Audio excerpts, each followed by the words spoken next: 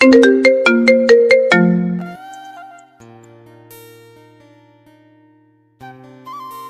বিয়েটা করতে চাই না সারহান ভাই, আপনি বিয়েটা ভেঙে দিন প্লিজ। অরিত্রিকা লাল টুকটুকে শাড়ি পরে ছাদের এক কোণে দাঁড়িয়ে আছে। তার মনটা আজ বড্ড বেশি খারাপ।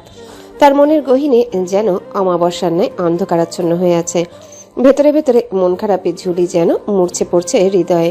এক দৃষ্টিতে উদাসীন ভঙ্গিতে চেয়ে আছে আকাশের পানে। কারণটা হলো বিয়ে। মেয়েদের জীবনটা আসলেই অদ্ভুত। কখন জীবন পাল্টে যায় বোঝা বড়ই কঠিন। অরিত্রিকা সারহানের কোনো উত্তর না পেয়ে আকাশ পান হতে চোখ নামিয়ে সামনের দিকে শুভ্র পাঞ্জাবি পরিহিত গম্ভীর শ্যাম পুরুষটির দিকে দৃষ্টিপাত করলো। সে অনেকটা সাহস সঞ্চয় করে কথাগুলো বলেছে, কিন্তু তখন খেয়াল করেনি সারহান ফোনে কারোর সাথে কথা বলছে। সে যে কথাগুলো বলেছে শুনেছে কি মানুষটি? হয়তো শুনেনি। সারহান এখনো ফোনে কথা বলেই যাচ্ছে কারোর সাথে। মুখশ্রী গাম্ভীর্য ভাব থাকলেও ভীষণ রেগে আছে, তাই স্পষ্ট বুঝতে পারল অরিত্রিকা। কপালে রক টান টান হয়ে আছে। অরিত্রিকা দূর হতে কথা শুনে বুঝলো পার্টি অফিসে কোনো ঝামেলা হয়েছে। হয়তো আবারও অন্য দলের মানুষের সাথে মারামারি করেছে। এই আর নতুন কি, প্রায় দিনই তার দিনে শুরু হয় এসব কাহিনী দিয়ে। অরিত্রিকার অপছন্দের তালিকায় রাজনীতি একদম শীর্ষ অবস্থানে। মারপিট, খুন, রাজনীতিবিদ এরাই তার অপছন্দের শীর্ষে অন্তর্ভুক্ত। সারহান ছাদের অপর পাশ ফিরেই ফোনে কথা বলা ব্যক্তিকে গম্ভীর মুখে বলে উঠল, তোদের বলেছিলাম একা কোনো কাজ করতে যাবে না, অথচ তোরা আমি না বলে ওই তালুকদার সাহেবকে শিক্ষা দিতে গিয়েছিলে। সময় মতো আমি লোক না পাঠালে কি হতো বুঝতে পারছিস? আর হবে না ভাই, পরবর্তীতে আপনার প্ল্যান অনুযায়ী কাজ করব। মনে থাকে জানো। ঠিক আছে ভাই। সারহান কল কাটার পরপরই অরিত্রিকার দিকে শান্ত চাহনিতে তাকালো। দেখলো লাল টুকটুকে শাড়ি পরে হালকা সাজে মলিন মুখশ্রীতে তার দিকে তাকিয়ে আছে অরিত্রিকা। ভ্রু কুঁচকে গেল তার। ভরাট কণ্ঠে জানতে চাইল, বিয়ে কেন করবি না? ছেলে পছন্দ হয়নি? অরিত্রিকার এই ভরাট কণ্ঠ শুনে প্রাণ যায় যায় অবস্থা। একটু আগে সাহস করে যে কথাটা বলেছে, এখন তার উত্তর দিতেই যেন গলা শুকিয়ে আসছে। শান্ত চাহনি যেন রক্ত হিম করে দিচ্ছে। কণ্ঠনালী হতে যেন কথাই বেরোচ্ছে না। অরিত্রিকা কিছুটা ভয় দমিয়ে নিজেকে শান্ত করলো। সারহানের মুখ পানে পূর্ণ দৃষ্টি ফেলে করুণ স্বরে বলল, সারহান ভাই, আমি চাইছি না এই মুহূর্তে বিয়ে করতে। আমি আরো পড়াশোনা করতে চাই, নিজের পায়ে দাঁড়াতে চাই, তারপর বিয়ে নিয়ে ভাববো। আপনি প্লিজ মা বাবাকে বলুন আমার যেন বিয়ে না দেয়। সারহান অরিত্রিকার কথা শুনে তীক্ষ্ণ দৃষ্টিতে তাকালো। কিছু একটা মনে পড়তেই ভ্রুযুগল কুচকে জিজ্ঞাসা করলো, মেডিকেলের রেজাল্ট তো দুদিন আগে দিয়েছে, নিশ্চয়ই চান্স পাসনি। তাই তো চাচা তোর বিয়ের জন্য উঠে পড়ে লেগেছে। আর কি বললি, নিজের পায়ে দাঁড়াতে চাস? এখন কার পায়ে দাঁড়িয়ে আছিস তুই? অন্যের পায়ে? সারহানের কথা শুনে অরিত্রিকার মুখ গোমরা হয়ে গেল। অপমানে মুখটা থমথমে হয়ে গেছে তার। 2 দিন আগে তার মেডিকেলের রেজাল্ট বেরিয়েছে, কিন্তু দুর্ভাগ্যবশত সে চান্স পায়নি। আসলে অ্যাডমিশনের জন্য তেমন সিরিয়াস ভাবে পড়েনি। না পড়লে কি আর চান্স পাওয়া যায়?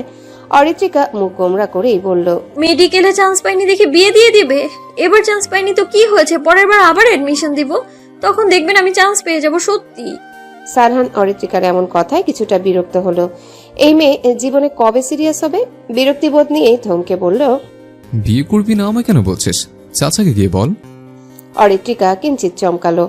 চোখ ছলছল করে উঠল তার। করুণ স্বরে বলল, আমি আব্বুকে বলেছিলাম, কিন্তু উনি আমার কথা শুনতে নারাজ। আব্বুকে আপনি বলুন না, আপনার কথা তো শোনে। আপনি বুঝিয়ে বললে আব্বু আমায় বিয়ে দেবে না। সারহান নীরব চোখে অরিত্রিকার অশ্রু ভেজা চোখের দিকে তাকালো। মেয়েটার নেত্রপল্লব হতে গড়িয়ে পড়ছে অশ্রু। অশ্রুতে দুগাল ভিজে যাচ্ছে। মুখশ্রী লাল হয়ে আছে, কিছুটা ফুলেও গেছে। সারহান বুঝলো এর আগেও অরিত্রিকা কান্নাকাটি করেছে। সারহান ভ্রুক্ষেপহীনভাবে বলল, বিয়ে করবি না, অথচ শাড়ি পরে সেজে গুজে পাত্রপক্ষের সামনে যাওয়ার জন্য যে রেডি হয়ে আছিস, আবার বলছিস বিয়ে করার ইচ্ছে নেই? অরিত্রিকা আহত স্বরে বলল, আপনি আমায় ভুল বুঝছেন। আমি শাড়ি পরতে চাইনি, আম্মু জোর করে পরিয়ে দিয়েছে। এখনো 5টা বাজেনি। আপনি একটু আব্বুর সাথে কথা বলুন না, ওরা যেন না আসে। সারহানের ফোন বেজে চলেছে। এখনই পার্টি অফিসে যেতে হবে তার। সারহান অরিত্রিকাকে ব্যস্ততা দেখিয়ে গম্ভীর কণ্ঠে বলল, আমার জরুরি পার্টি অফিসে যেতে হবে। আর বিয়েটা যখন করতে চাইছিস না, উপযুক্ত কারণ দেখিয়ে চাচাকে বিয়ে না করার কথাটা বলিস। আমি চাচাকে কিছু বলতে পারবো না। আসছে। অরিত্রিকা আহত চোখে সারহানে চলে যাওয়া দেখলো। তার মনে হলো এতটা পাষাণ কেন সারহান ভাই? চাইলেই তো পারতো তার বিয়েটা ভেঙে দিতে, অথচ দিল না। ভাবতেই চক্ষু হতে অশ্রুর ফোঁটা গাল বেয়ে পড়তে লাগলো। অরিত্রিকা এবছর মেডিকেলে অ্যাডমিশন দিয়েছিল। পড়াশোনায় মনোযোগী না হওয়ার কারণে সে চান্স পায়নি। এতে রুষ্ট হয়েছেন অরিত্রিকার বাবা আজমল চৌধুরী। রাগের কারণে অরিত্রিকাকে বিয়ে দিতে চাইছেন এই মুহূর্তে। অরিত্রিকা ফাইরুজ চৌধুরী বাড়ির সকলের কাছে সবচেয়ে আদুরে ছোট সদস্য। সবসময় আদর যত্নে থাকলে অরিত্রিকার বাবা পড়াশোনার বিষয়ে খুবই কঠোর। আজমল চৌধুরী আর সাথী বেগম দম্পতির দ্বিতীয় সন্তান সে। অরিন অরিত্রিকার বড় বোন। তার বছর দুয়েক আগে বিয়ে হয়ে গেছে। আরশাদ চৌধুরী আর তানিয়া বেগম দম্পতির বড় সন্তান সারহান ইদায়াত চৌধুরী। তাদের আরো একটা ছেলে আছে, তার নাম সাদাত আশতাফ চৌধুরী। সাদাত আর অরিত্রিকা সমবয়সী। সাদাত অরিত্রিকা থেকে 6 মাসের বড়। অরিত্রিকার বড় বাবার ছেলে সারহান। তাদের বংশের অধিকাংশ সদস্য রাজনীতির সাথে জড়িত। সেই সুবাদেই সারহানও রাজনীতির সাথে জড়িয়ে পড়েছে। কিরে অরিত্রী, একা এই অবেলায় ছাদে দাঁড়িয়ে আছিস কেন? আম্মু তোকে নিচে খুঁজে চলেছে। অরিন অরিত্রীকে সারা বাড়ি খুঁজে না পেয়ে ছাদে খুঁজতে এসেছে। অরিত্রিকা তখনও নীরবে অশ্রু বিসর্জন দিতে ব্যস্ত।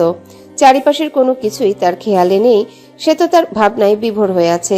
অরিন বোনের কোনো সারা শব্দ না পেয়ে এগিয়ে গেল, দেখলো মেয়েটা কান্না করতে ব্যস্ত। অরিন বোনের চোখের পানি নিজ হাতে মুছিয়ে দিয়ে আদুরে স্বরে বলল, এই পাগলি, কাঁদছিস কেন? এখনো তো বিয়ে হয়নি। দেখতে আসলে কি বিয়ে হয়ে যায় নাকি? অরিনের কণ্ঠস্বর কর্ণকুহরে প্রবেশ করতেই অরিত্রিকার ভাবনার ছেদ ঘটল। সে অশ্রুসিক্ত নয়নে বোনকে বলল, তুই জানিস না আপু, আমি লুকিয়ে শুনেছি আজ দেখতে আসলেই আক্ত করিয়ে রাখবে। আব্বু আম্মু বলছিল, কাল রাতে আমি তাদের কথা শুনতে পেয়েছিলাম। সারহান ভাই এতটা পাষাণ কেন? সে তো আব্বুকে বলে বিয়েটা ভাঙাতে পারত, অথচ তেমন কিছুই করলো না। আমি কতবার বললাম, তবুও উনি গুরুত্ব দেয়নি, উল্টো আমায় ঝাড়ি দিয়ে চলে গেছেন। অরিন কি বলবে ভেবে পাচ্ছে না। সেও জানে আজ পাত্রপক্ষ দেখতে আসলে অরিত্রিকার আগ করিয়ে রাখা হবে। সেই কারণে কাল বিকেলে সে এসেছে। মা বাবাকে বুঝিয়েছে যেন এখনই বিয়ে না দেয়। কিন্তু আজমল চৌধুরীর এক কথা, মেয়েকে বিয়ে দিবেন। অরিন হতাশা নিয়ে চলে এসেছিল।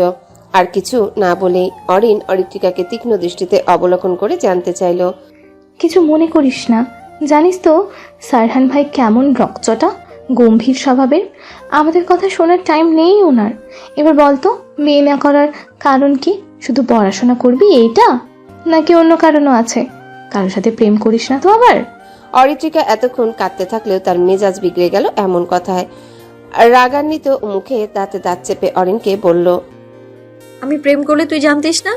আর প্রেম করলে আমি এখন এখানে দাঁড়িয়ে থাকার অবস্থায় থাকতাম? সারহান ভাই এসব জেনেও আমার হাত পা আস্ত রাখতো নাকি? অরিন বুঝলো তার ভাবনা সম্পূর্ণ ভুল। সে অপরাধীর ন্যায় বলল, সরি, আসলে আমি ভেবেছিলাম তোর জীবনে কেউ হয়তো আছে, তাই এভাবে মরা কান্না করছিস। এবার চল নিচে যাই, না হলে মা খুন্তি নিয়ে চলে আসবে।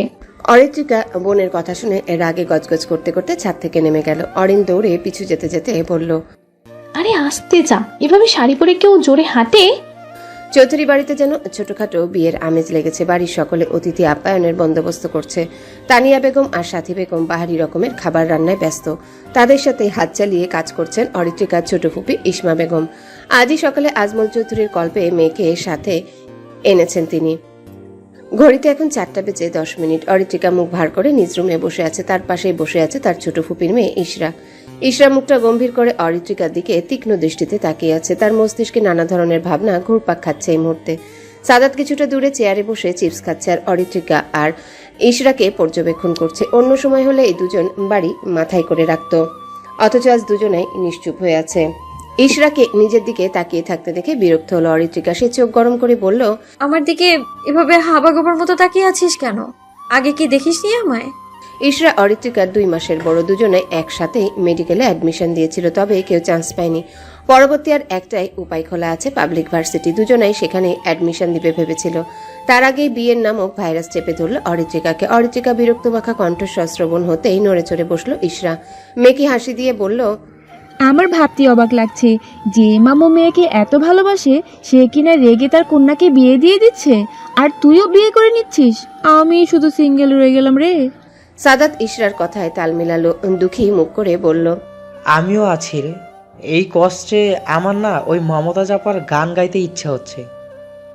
বন্ধু যখন বউ লইয়া আমার বাড়ির সামনে দিয়া হাইটটা যায়, অবুকটা ফাইটটা যায়। সাদাতের গান শুনে ইশরা হাসতে হাসতে বিছানায় গড়াগড়ি খাচ্ছে। সাদাতও ইশরার সাথে তাল মিলিয়ে হাসছে। অরিত্রিকাদের কাণ্ডে রেগে আগুন হয়ে রাগে ইশরার পিঠে জোরে সোরে একটা কিল বসিয়ে দিল। ইশরা আহ করে আর্তনাদ করে উঠল। তখনই সাদাত ধম করে কিলের আওয়াজে হাসি থামিয়ে চুপ করে গেল। সে মার খেতে চায় না। অরিত্রিকা রেগে বলল, আর হাসবি? এদিকে আমি নিজের দুঃখে মরে যাচ্ছি আর তোরা আমায় নিয়ে মজা নিচ্ছিস। আমারও সময় আসবে এক সময়। এখানে চুপ করে বসে থাক, বেশি কথা বলে না একদম রুম থেকে বের করে দিব। ইশরা এখনো ব্যথায় মুখ কুচকে আছে, ভালোই লেগেছে পিঠে। সাদাত ভদ্র ছেলের মতো চুপ করে আবারও চিপস খেতে লাগলো, যেন সে কিছুই করেনি। অরিত্রিকার মনটা আবারও অনামিশার ন্যায় অন্ধকার হয়ে গেল, চিৎকার করে কাঁদতে ইচ্ছা হচ্ছে। অরিনকে হন্তদন্ত হয়ে ছুটে আসতে দেখে তিনজনেই তাকালো সামনের দিকে। অরিন নিচতলা থেকে দৌড়ে দ্বিতীয় তলায় এসেছে, এতেই হাঁপিয়ে গেছে সে। অরিন হাঁপাতে হাঁপাতে বলল, অরিত্রী, তোর হবু বরকে কারা যেন আমাদের বাড়িতে আসার সময় প্রতিমধ্যে বেদরুম পিটিয়ে মেরেছে। বেচারা অবস্থা আশঙ্কাজনক, সিটি হসপিটালে ভর্তি আছে এখন। নিশাদের বাবা কল করেছিলেন, এখন মা বাবার বড় মা হসপিটালে গেছে নিশাদকে দেখতে। অরিত্রিকা বোনের মুখে এমন খবর শুনে থম মেরে রইল। এখন তার খুশিতে নাচতে ইচ্ছা হচ্ছে, তার মানে আজ বিয়েটা হবে না। কিন্তু না, এখন নাচা যাবে না। মনে মনে আকাশে উঠছে সে, খুশির ভাবাবেগ প্রকাশ করা যাবে না এখন। সাদাত আর ইশরা কথাটা শুনে অবাক হয়ে গেল। ইশরা জিজ্ঞাসা করলো, আপু, কারা মেরেছে জানতে পেরেছো? না, তবে পুলিশকে জানানো হয়েছে। সেই মুহূর্তে অরিত্রিকার ফোনে মেসেজ এসেছে। সে মেসেজের আওয়াজে ফোনটা হাতে নিতেই দেখলো সারহান ভাই একটা ভিডিও পাঠিয়েছে। তার একটু রাগ হলো, তখন কথা শুনলো না, এখন আবার ভিডিও পাঠাচ্ছে। কিসের ভিডিও এটা? কৌতূহলবশত ভিডিওটি অন করতেই চমকে উঠল। ভিডিওতে দেখা যাচ্ছে কয়েকজন ছেলে পেলে মিলে একজনকে বেধড়ক মারধর করছে। সেই একজন আর কেউ নয়, তার হবু বর নিশাদ। প্রিয় সারহান, আপনাকে আমি প্রথম দেখেছিলাম আমাদের কলেজের একটা প্রোগ্রামে। প্রথম দেখাতে ক্রাশ খেয়েছিলাম। কত সুন্দর হাত নাড়িয়ে নাড়িয়ে ভাষণ দিয়েছিলেন। তখন আমি আপনার দিকে অপলকভাবে তাকিয়েছিলাম। আপনার গাম্ভীর্য ভাব, সুদর্শন চেহারা, আপনার ডোমকেয়ার ভাব, আপনার কণ্ঠের ভাবভঙ্গি আমায় মুগ্ধ করেছে। আপনার কথা ভাবতে ভাবতে কত শত রাত নির্ঘুম কাটিয়েছি তার ঠিক নেই। আচ্ছা বলুন তো, আপনি এত হট কেন? মন চাই টুপ করে গিলে ফেলি। আর একটা কথা, আমি আপনাকে ভীষণ ভালোবাসি। ইতি আপনার অজানা প্রেমিকা। সারহান পুরো চিঠিটা কিছুটা উঁচু স্বরে পড়ল, তার মুখশ্রী গম্ভীর। চিঠির এমন ধরন দেখে রাগে চোয়াল শক্ত হয়ে এলো তার। সারহানের সামনে কাচুমাচু ভঙ্গিতে দাঁড়িয়ে আছে অরিত্রিকা, তার মুখশ্রী নিচু। চিঠির লেখনী শুনেই তার কেমন লজ্জার অস্বস্তি বোধে অতলে ডুবে গেছে। ধরা পড়া চোরের মতো মুখ লুকিয়ে আছে সে। চিঠিটা কেন যে সে সারহানের রুমে রাখতে এসেছিল, নিজের প্রতি রাগ হচ্ছে। সে চোরা চোখে রুমের বাহিরে তাকালো। দরজার বাহিরে লুকিয়ে থাকা দুজনার পা দেখা যাচ্ছে। এদের জন্যই তো ফেসে গেছে সে। এখন কি যে হবে ভাবতেই হাত পা ঠান্ডা হয়ে আসছে অরিত্রিকার। সারহান অরিত্রিকার দিকে তাকালো, দেখলো ভীতু মুখশ্রীতে নিশ্চুপ দাঁড়িয়ে আছে। সে চিঠিটা অরিত্রিকার সামনে ধরে গাম্ভীর্য ভাব নিয়ে বলল, এটা কোথায় পেয়েছিস তুই? অরিত্রিকা একটু চমকালো। সে ভীতু ভীতু চোখে তাকালো সারহানের দিকে, ঢোক গিলে বলল, আপনাকে চিঠিটা একজন দিতে বলেছিল, তাই তো নিয়ে এসেছি আমি আপনাকে দেওয়ার জন্য। সারহানের মুখশ্রী কঠিন বর্ণ ধারণ করলো। সে শক্ত গলায় বলল, পড়াশোনা না করে সব চিঠি আদান প্রদান করা হচ্ছে? তোর কলচনে চিঠি আদান প্রদানের বাহক হয়েছিস? অরিত্রিকার চোয়াল ঝুলে গেল, চোখ বড় বড় হয়ে গেল তার। সে তো এই প্রথম চিঠি আদান প্রদানের বাহক হয়েছে, তাও প্রথমবারই এমন একটা বিদঘুটে পরিস্থিতিতে পড়তে হবে তার অজানা ছিল। ভেবেছিল সারহানের রুমে চিঠিটা রেখেই পগার পার হয়ে যাবে, কিন্তু তার হলো কই? চিঠি রাখতে এসেই তো আগেই ধরাটা খেলো। এখন যদি তার বাবাকে সারহান ভাই চিঠির কথা বলে দেয়, তাহলে তো তাকে বাড়ি থেকে বের করে দিবে। ভাবতেই ভয়ে গলা শুকিয়ে আসছে। কি যে বিপদে পড়ল সে। অরিত্রিকাকে অন্য ভাবনায় মত্ত থাকতে দেখে সারহান রণমূর্তি ধারণ করলো, দাঁতে দাঁত চেপে বলল, এতটা অপথ্য হয়েছিস? কে জিজ্ঞেস করছে, উত্তর দিচ্ছিস না কেন? অরিত্রিকা সারহানের রাগী কণ্ঠস্বর শ্রবণ হতেই ভড়কে গেল। নিজেকে ধাতস্থ করে মিনমিনে কণ্ঠে উত্তর দিল, এই প্রথম আপনার জন্য চিঠি এনেছি। এমন কাজ আমি আগে কখনো করিনি। আমি সত্যি বলছি, আর কখনো এমন হবে না, সত্যি। সারহান রুদ্ধস্বরে বলল, তোকে কে বলেছে মানবতার দেয়াল হতে? আর একদিন যদি এমন কোনো কিছু করেছিস, আমার থেকে খারাপ আর কেউ হবে না। আমার রুম থেকে এখনো বেরিয়ে যা। আমার রুমের আশেপাশে যেন তোকে আর না দেখতে পাই। অরিত্রিকাকে আর পাইকে। সে শঙ্কিত হয়ে তটস্থ ভঙ্গিতে রুম থেকে বেরিয়ে যেতে নিলেও থেমে পেছনে ফিরে সারহানের দিকে তাকালো। সারহান অরিত্রিকাকে দাঁড়াতে দেখে ভ্রু কুঁচকে গেল। সে জানতে চাইল, আবার কি? অরিত্রিকা আমতা আমতা করে বলল, না মানে, চিঠিটা আপনি রাখবেন সারহান ভাই? যদি না রাখেন তাহলে আমায় দিন। আপনাকে যে চিঠিটা দিয়েছে আমি তাকে ফেরত দিয়ে দিব। সারহানের মেজাজ বিগড়ে গেল অরিত্রিকার কথা শুনে। সে ধমকে বলে উঠল, তুই এখান থেকে যাবি নাকি থাপ্পড় খেতে চাইছিস? অরিত্রিকাকে আর পাইকে এসে সারহানের রুম থেকে যান বাঁচিয়ে কোনো রকমে পালালো। এই বাঘের মুখের সামনে থাকা মানে নিশ্চিত চিবিয়ে খেয়ে নিবে। এতক্ষণ তো যান হাতে নিয়ে দাঁড়িয়েছিল, আর একটু হলেই অক্কা পেত সে। অরিত্রিকাকে দৌড়ে বেরোতে দেখে সাদাত আর ইশরাও পিছু পিছু দৌড়ে গেল। সারহান চিঠিটা তালুর দ্বারা পিষ্ট করে জানালা দিয়ে বাইরে ছুঁড়ে মারে। রাগে মাথা দপদপ করে জ্বলছে যেন। অরিত্রিকার এমন কাণ্ডে বিরক্ত সে। মেয়েটার সব দিকে কেমন খামখেয়ালি ভাব। শরীর এলিয়ে সোফায় বসলো সে। এখন রাত 8টা বাজে। সেই বিকেলে পার্টি অফিসে গিয়েছে, কাজ সেরে এখন ফিরল সে। আবার আরেকটা ঝামেলা নির্মূল করতে হয়েছে। প্রচন্ড ক্লান্তি অনুভব করছে, ফ্রেশ হওয়া দরকার। সারহান সোফা থেকে উঠে আলমারি থেকে নিজের জামা কাপড় নিয়ে ওয়াশরুমে চলে গেল। অরিত্রিকা রুমে এসে তার পরিচিত একজনকে কল করেই যাচ্ছে, অথচ কল তুলছে না। এমনি মেজাজ গরম, তার উপর ফোন না তোলায় আরো গরম হয়ে গেছে। ভেতরে ভেতরে ফুঁসছে সে। ইশরা আর সাদা চুপচাপ অরিত্রিকার কাণ্ড দেখছে। এখন চুপ থাকাই ভালো, নাহলে ঝড় উঠবে। অপর পাশ হতে কল রিসিভ হতেই অরিত্রিকা রেগে বলে উঠল, এই শয়তান মাইয়া, তোর জন্য আজ আমি মরতে মরতে বেঁচেছি। আর কোনোদিন তোর কথা শুনে বাঘের কাছে যাব না আমি। তিশা অরিত্রির রাগী কণ্ঠস্বর শুনে চমকে গেল। সে বলল, আর এইভাবে চেঁচাচ্ছিস কেন? কি হয়েছে সোনা? অরিত্রিকা রেগেই বলল, তোর ওই চিঠির জন্য আজ আমি থাপ্পড় খাইনি, একটুর জন্য বেঁচে গেছি। আমি আর কখনো তোর কোনো কাজ করে দিব না, দেখিস তুই। তিশা তখনই লাজুক স্বরে বলে উঠল, এই আমার চিঠি পড়ে শায়ন ভাই তোকে কিছু বলছে? নিশ্চয়ই জানতে চেয়েছে কে চিঠি দিয়েছে। আমার কথা বলছিস তো? অরিত্রিকার আবারও মেজাজ চটে গেল। সে নিজেকে স্বাভাবিক করে নিল, তারপর বলল, তোকে সামনে পেলে থাপ্পড় দিয়ে গাল লাল করে দিত, সাথে আমাকেও। তো এত সাহস কই থেকে এলো? হ্যাঁ, আর তুই ওনাকে হট বলেছিস? সারান ভাইকে তোর টুক করে গিলে ফেলতে ইচ্ছা হয়? অসভ্য মাইয়া। আমি যদি চিঠিটা আগে পড়তাম তাহলে কখনোই দিতে যেতাম না। কেন, শায়ন ভাই তোকে কিছু বলছে? থাপ্পড় দিতে চেয়েছে। তুই জানিস চিঠিটা পড়ে আমার শুনিয়েছে। আমি তো লজ্জায় শেষ, পারছিলাম না মাটি ফাঁক করে ঢুকে যেতে। এই তুই এত নির্লজ্জ কেন রে? হ্যাঁ, এইসব লিখতে লজ্জা করেনি তোর? তোরে যদি এখন আমি কাছে পাইতাম, ঝাড়ু দিয়া পিটাইতাম। সোনা, রাগ করিস কেন? তোর ওই নাকুচু ভাই এত হ্যান্ডসাম যে এগুলোই তাকে নিয়ে ভাবি, তাই চিঠিতেও লিখে দিয়েছি। ওনাকে নিয়ে দিবা স্বপ্ন দেখা বাদ দে। আর কোনোদিনও এমন কথা তোর মুখে যেন আমি না শুনি। রাখলাম আমি বলেই কলটা কেটে দিলাম। মেজাজ খিটখিটে হয়ে আছে আমার। রাত 10:15। পরিবারের সদস্যরা সকলে একসাথে খেতে বসেছে। আজমল আর আরশাদ সাহেব খাচ্ছেন আর নিজেদের মধ্যে কিছু আলোচনা করছেন। তানিয়া বেগম আর সাথী বেগম সবাইকে খেতে দিচ্ছেন। অরিত্রিকার ফুপি বিকেলে বাসায় চলে গেছে। অরিনও শ্বশুর বাড়ি চলে গেছে। বিয়ে হয়নি, তাই তারা তাদের গন্তব্যে প্রস্থান করেছে। ইশারা যায়নি বলে ভুল হবে, অরিত্রিকা যেতে দেয়নি। সাদাত আর ইশরা এক মনে খেয়েই যাচ্ছে। এদিকে অরিত্রিকার টেনশনে খাওয়া আসছে না। খাবার মুখে নিলেও গলা অবধি নামছে না। সে বারবার চোখ ঘুরিয়ে সিঁড়ির দিকে তাকাচ্ছে, মূলত সারহান আসছে কিনা তা দেখার জন্য। যদি এসে তার বাবাকে চিঠির বিষয়টা বলে তাহলে তো আজ শেষ। তানিয়া বেগম অরিত্রিকাকে খাওয়া বাদ দিয়ে চুপ করে বসে থাকতে দেখে বলল, কিরে মা, চুপচাপ খাওয়া বাদ দিয়ে বসে আছিস কেন? তানিয়া বেগমের কথা শুনে সকলে অরিত্রিকার দিকে তাকালো। অরিত্রিকা সিঁড়ির দিক থেকে চোখ ফিরিয়ে বলল, বড় মা, আমার খেতে ইচ্ছে করছে না। কেন, খাবার পছন্দ হয়নি? অরিত্রিকা উত্তর দিবে এমন সময় তার পাশের চেয়ারে ধপ করে কারো বসার আওয়াজ পেল। অরিত্রিকার ছোট সত্তা চমকিত হলো। সে পাশে তাকাতেই দেখতে পেল সারহানকে। সারহান এখনো গম্ভীর হয়ে আছে। এদিকে অরিত্রিকা চিন্তা যেন মাথায় চড়ে বসেছে। এই মানুষটা না সবার সামনে চিঠির কথা বলে বসে। সাথী বেগম সারহানকে খাবার তুলে দিতে লাগলো। সারহানের আজ খেতে ইচ্ছা হচ্ছে না, তাই সাথী বেগমকে হাত থামিয়ে বলল, আর দিও না চাচি। সাথী বেগম একটু অবাক হয়ে বলল, এত কম খাবার খাবি আজ? আজ খেতে ইচ্ছে হচ্ছে না। সাদাত খাওয়া থামিয়ে বলল, ভাই, তোমার আর অরিত্রির আজ কি হয়েছে বলো তো? দুজনেই খেতে চাইছো না? কথাটা শুনে সারহানের ভ্রু কুঁচকে গেল। সে সরাসরি দৃষ্টি ফেলল অরিত্রিকার পানে। অরিত্রিকা এতক্ষণ সারহানের দিকে তাকিয়েছিল। সারহান তাকানোতে সে তখনই চোখ নামিয়ে ফেলল।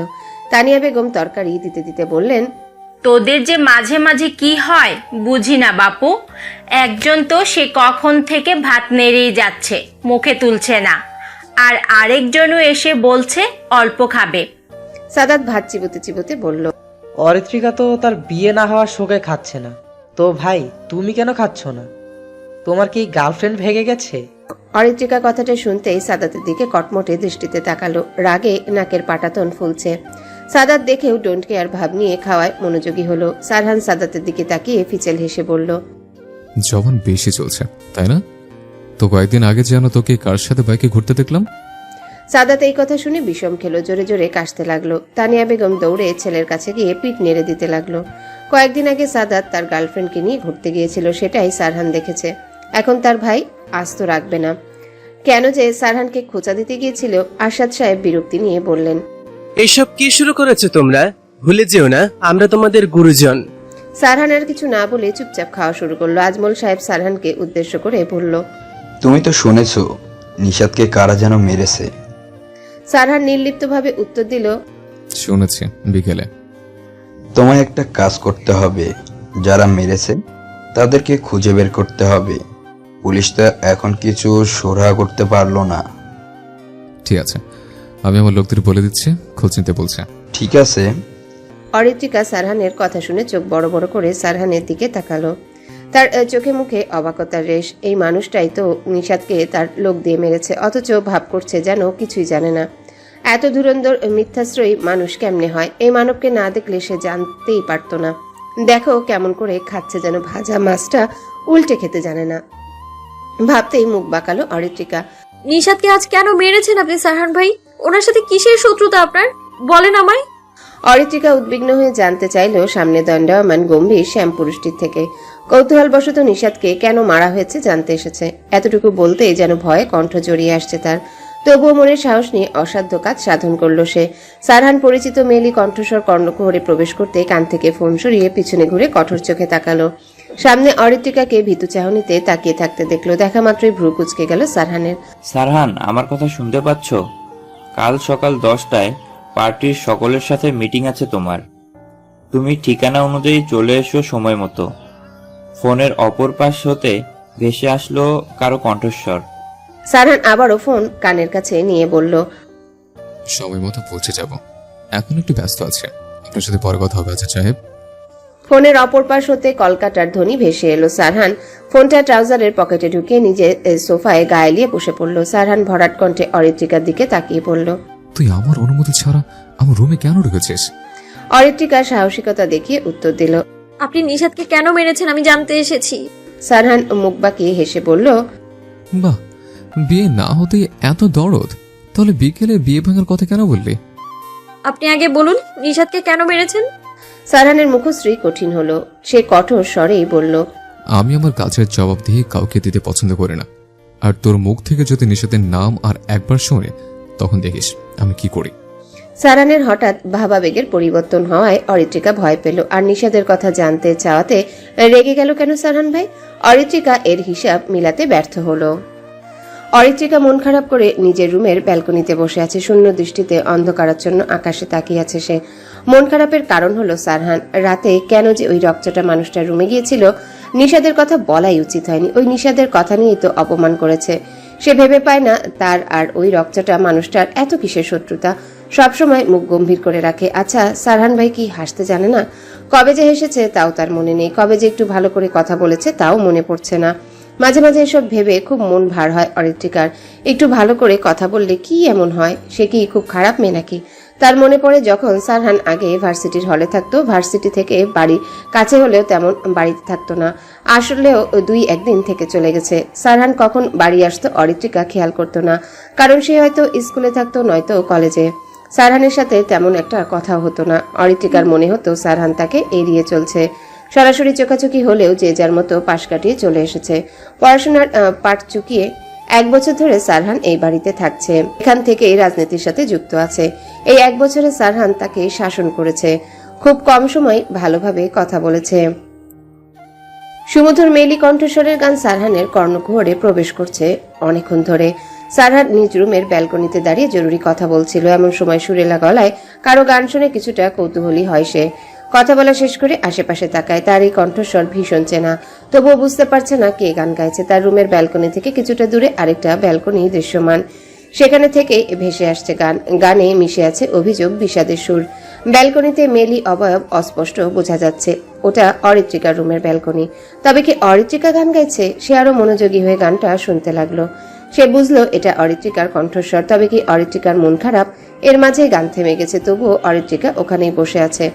মন খারাপ করে আছিস কেন? আর কাকে নিয়ে গানের মাঝে অভিযোগ জানাচ্ছিস? সারহানের কণ্ঠস্বর শীতল। অরিত্রিকা সারহানের শীতল কণ্ঠস্বর শুনতেই কিঞ্চিত চমকালো। সে অশ্রুসিক্ত চোখ হাতের উল্টো দিকে মুছে পাশের ব্যালকনিতে তাকালো। তাকিয়ে দেখলো সারহান দাঁড়িয়ে আছে, তবে লাইট অফ থাকায় অবয়ব বোঝা যাচ্ছে না তেমন। অরিত্রিকা মলিন হেসে উত্তর দিল, কাকে নিয়ে অভিযোগ করব? আমার তো অভিযোগ করার মানুষ নেই, আর না আছে অভিযোগ শোনার মতো মানুষ। মন খারাপ ছিল, তাই ভাবলাম গান গেয়ে একটু নিজের মনটাকে হালকা করি। বড় হয়ে গেছি তো, এখন তো আর কাউকে মন খারাপের কারণটাও বলতে ইচ্ছে করে না। সারহান অরিত্রিকার মুখে বড়দের মতো কথার ধরন দেখে বেশ অনেকটাই অবাক হলো। যেই মেয়ে আজও তার রুমে গিয়ে উদ্ভট পাগলামি করলো, সেই এই অল্প সময়ে ম্যাচিউরড হয়ে গেল। সারহান একটু ভেবে শান্ত কণ্ঠে বলল, আমি বকেছি বলে মন খারাপ করছিস? অরিত্রিকা মিথ্যা বলল, আপনি তো আমার প্রায় সময়ই বকেন। আমি কি কখনো মন খারাপ করে থেকেছি? করিনি তো, আজ কেন করব বলুন তো? সারহান বুঝলো অরিত্রিকা তাকে কিছু বলবে না। সে আর জোর করে জানতে চাইল না, তপ্ত শ্বাস ফেলে বলল, অনেক রাত হয়েছে, ঘুমিয়ে পড়, রাত জাগলে শরীর খারাপ করবে। অরিত্রিকা বিমর্ষ গলা একটু হেসে বলল, আপনি সব সময় আমার ভালোর জন্যই বকেছেন, আমি জানি এটা। তবু কেন যেন আপনার রূঢ় আচরণে মন খারাপ হয় আমার। আপনি কি জানেন, অনেক দিন পর আপনি স্বাভাবিক শান্তভাবে কথা বলছেন আমার সাথে, বহুদিন পর। এভাবে সব সময় কথা বললেই তো পারেন। সারহান ভাই আমার কথা শুনে বিস্মিত হলো। আমি এটাও মনে রেখেছি সে কবে শান্তভাবে কথা বলেছে। আগে কখনো তার শাসন বারণ নিয়ে কখনো কথা বলিনি, তবে আজ কেন বলছি? কেমন যেন গোলমেলে লাগছে সারহান ভাইয়ের কাছে। আমি ইতিমধ্যে আমার রুমে চলে এসেছি। সারহান ভাই বেলকনি থেকে চোখ ফিরিয়ে নিল, দৃষ্টি তার বাইরে অমানিসাময় পরিবেশের দিকে। আজ রাতটা খুবই অন্ধকারাচ্ছন্ন। সারহান পার্টি অফিসে বসে কিছু রাজনৈতিক নেতাদের তথ্য সম্পর্কে অবগত হচ্ছে। রাজনীতিতে কাউকে কখনো বিশ্বাস করতে নেই। কে কখন পিছে ছুরি চালিয়ে দেয় তা বলা যায় না। কয়েক মাস পর ইলেকশন আছে। একজন গণ্যমান্য এমপির হয়ে সে কাজ করছে। সেই এমপি হলো রাজশাহী 1-এর এমপি, নাম মোহাম্মদ আজাদ শেখ।